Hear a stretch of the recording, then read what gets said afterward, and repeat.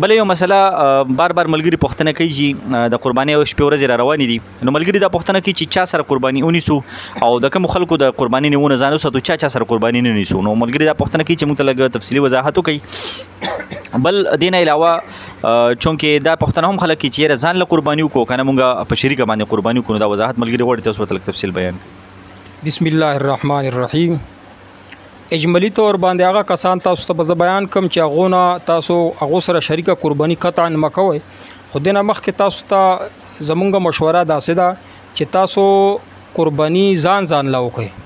په شریکه قربانۍ کې احتمال داسې وي چې یو کس پیسې حرامي یا د چا نیت خرابي نو بیا دا قرباني متجزي کیږي نه. نو یو کس قرباني خرابه شوه د وړو قرباني خرابېږي قبولیږي نه چې دومره سړی پیسې خرج کړي او قرباني وکړو بیا قبول نی نو غوښې خو هر کال کې ملويږي روزانه ملويږي نو قرباني هغه پکار دی چې هغه اخلاص ولوي خالص وي قبولیت درجه ته ورسي. کم کسان چې هغه نه تاسو ځان بچ کوي په ظاهر باندې ځنه کسان داسې دي چې هغه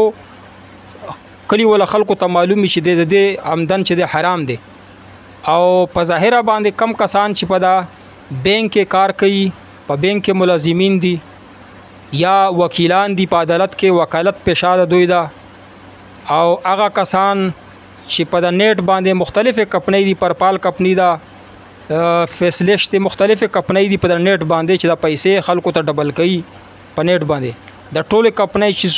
څومره دي دا د سود کاروبار کوي جایز کاروبار د دوی دانه نو دغه خلکو سره او حجام سره چې څوک نه وي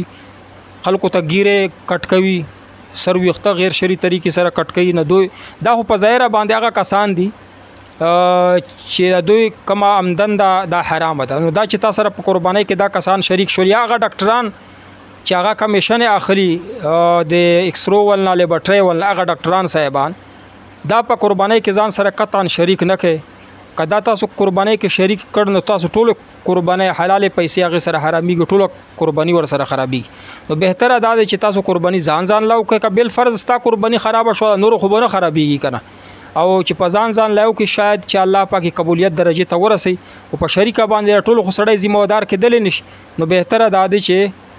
شریک قرباني نزان ساته او که وست نه رسي شریک قرباني کوي نو بیا کسانو مال ګوره چې آمدنی حرام دی او که حلال که آمدنی حرامي بیا قرباني غوسره نکي.